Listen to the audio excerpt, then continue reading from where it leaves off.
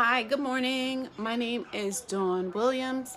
I am type 1 diabetic, originally diagnosed as type 2 diabetic. And I'll give you a little bit of backstory on that. Back in 2015, after a night of partying with my girlfriends, who are Colombian, and I'll tell you why I mentioned the fact that they're Colombian. I woke up and I could not see. So I had gone out partying with them, and they introduced me to a new drink, which is a common drink in their culture. It's called aguardiente, known to them as guaro. So I had that for the very first time ever, had a great time, came home, went to sleep. I woke up the next day and I couldn't see anything in front of me. Um, I didn't panic. I just was like, oh my God, that guado was very, very strong. So I went back to sleep. I woke up several hours later and my vision improved a little bit, but I still couldn't see. Like, I couldn't watch TV. That's how bad I could not see. So I let that go on for a couple of days. And then I finally went to go see an optometrist who then prescribed me lenses.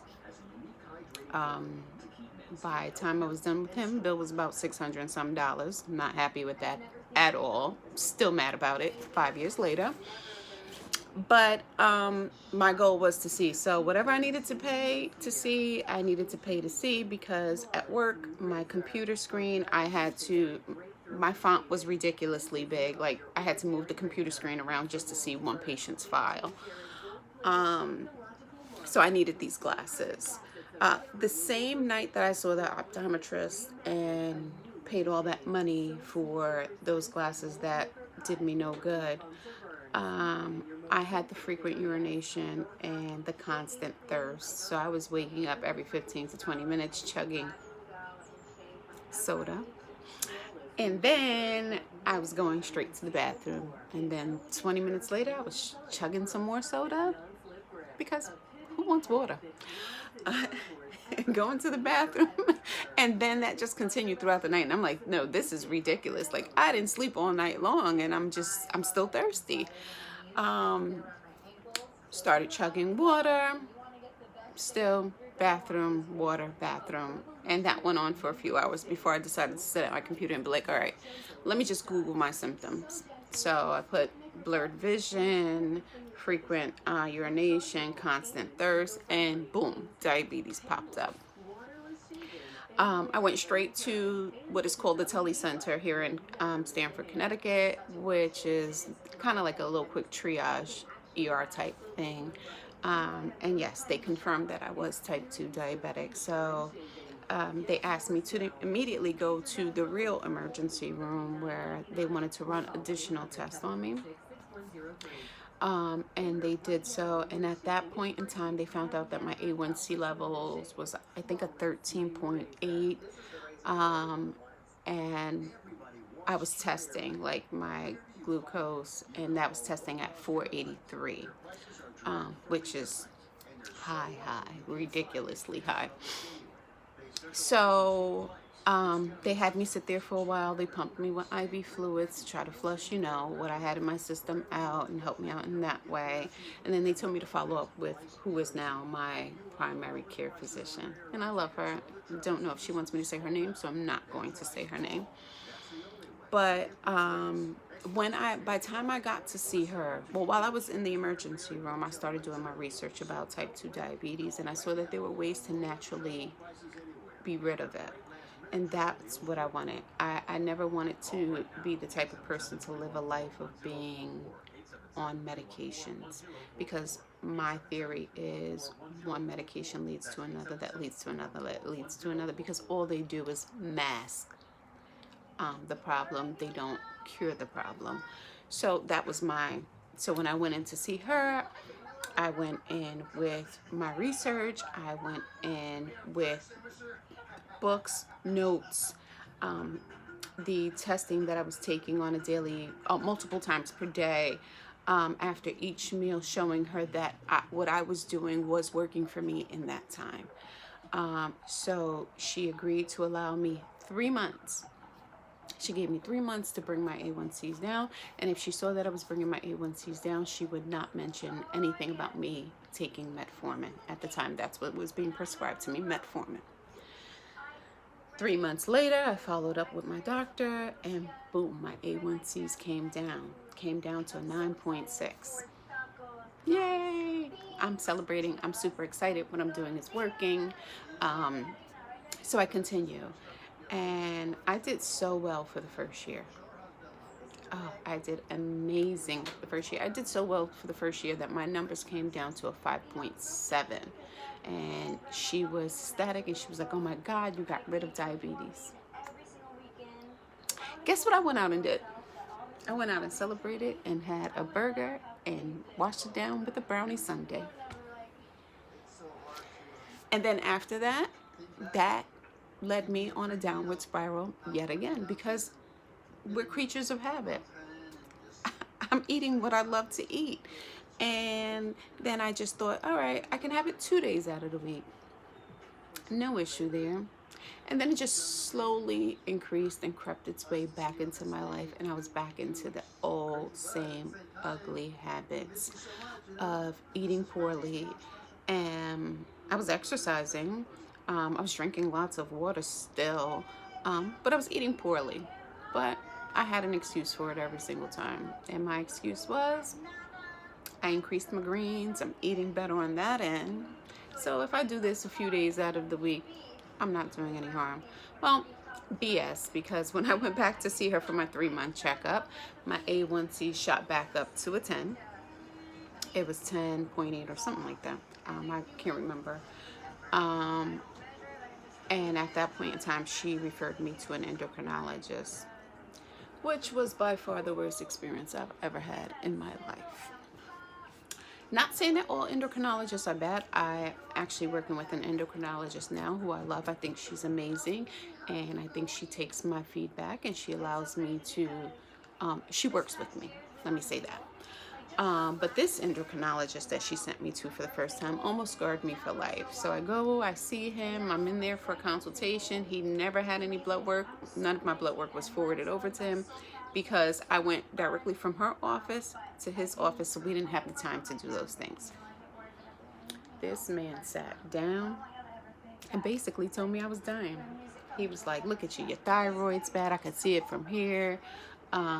Your liver's bad, your spleen, it just everything in me, every single organ was dying as far as he was concerned. And I was horrified, and I'm like, well, how do you know these things? And he's like, this is what I'm going to give you, and this is what you're going to do, and da da da da. And I'm like, okay, he just does not understand the person I am. I do not work that way. I need to research what I'm taking first. I need to know why it is, and I need you to have all your facts, and I need you to have my blood work and everything and my backstory prior to offering me these things. So I expressed that to him. He then sent me for blood work, and I went back for a follow-up with him the following week, which was even more of an experience. So I too read my blood work prior to my appointments, because you know they have those good patient portals now. So I read my blood work, and I'm like, okay, you know, mostly everything was within normal range outside of my A1C levels being spiked at that time. So I'm sitting in the operatory clinical, the office, and I'm waiting for him to come in. And when he walks in, he's to the right of me. He walks into the right of me. He taps me on my shoulder, and he was like, you scared? And I was like, no. Why should I be? Oh, you're on the verge of having high cholesterol. You're on the verge of heart failure. You're on the verge of this. And I'm like, wait a minute. No, I'm not. I researched all of my blood work. Not only did I research all of my blood work, I discussed it with my primary care physician before I came to see you. So I know exactly what's going on and what I need to work on. And I'm here to see you because I need to work on my A1C levels, and everything else is within normal range. So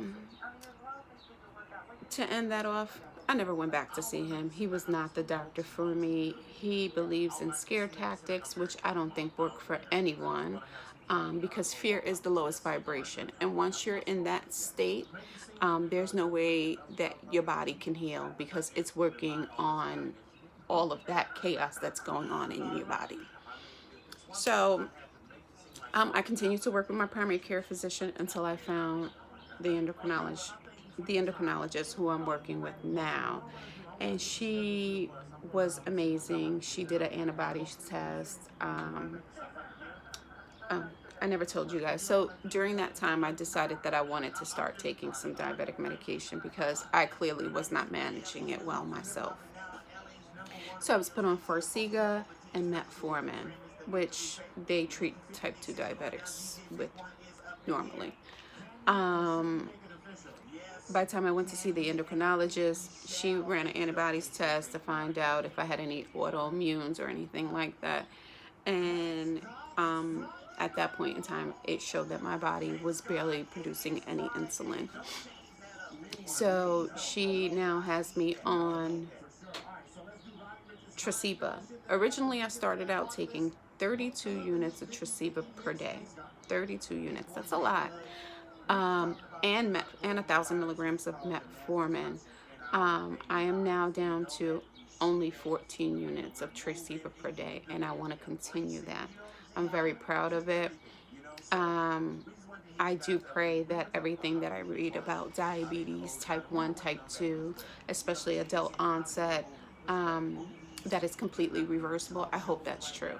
And I hope that I'm diligent enough to work hard enough to get myself out of having to take these medications. And not to say that I want to go back to my old lifestyle, because I've learned that lesson, but I want to be able to just live life without having the lows, without the jitters, without the sweats, without all of the symptoms that you feel as a diabetic, because it affects everything in you. Like, there are days where I'm just completely depleted for no reason. So here I am. I did start today is day 2 of what I am now doing as a colon cleanse, which is mostly liquids. The colon cleanse consists of aloe vera, green apple, ginger, lemon, and distilled water. So I'm on day 2 of that. Throughout the day, I will be sipping on warm water or tea, and I will have one nice meal, which is going to consist of a salad, which just basically is romaine lettuce, strawberries, tomatoes, maybe some jalapenos, and apple cider vinegar, olive oil, salt, and pepper. And just to see how my body reacts to it, because I feel like when I don't jam it up with so much food throughout the day, it works so much better for me. I have so much more energy. Like, I'm not the type of person to sit here and just, jibber jabber, but I'm excited about where it's taking me, and I'm excited to share my story, because I'm hoping that I will inspire another diabetic like myself who falls short very frequently, to do better and to want better and to want to live longer. Like, I want to live. I'm a grandmother. I want to see my grandkids grow to be adults, and I want to meet my great grandchildren, and I want to rock them in chairs. That's who I want to be, and that's my goal in life. I don't have to be rich. I just want to be happy and love. So I'm hoping to inspire. I do apologize. I didn't do any makeup or anything. I hope you guys accept me as I am. But I will do my best to share my journey as I go along. I do hope that I end up having a lot of people follow me, so that way they can share those stories with their family members, because everybody knows diabetics, which is unfortunate, but it's totally the case. Or you might know someone who's pre-diabetic who can completely reverse it and never even have to touch on any medications. So have a wonderful, wonderful day. I appreciate you guys listening to me, and I will try to continue to do this again, but it takes a little bit of encouraging for myself to record myself and then post it. Take care. Bye.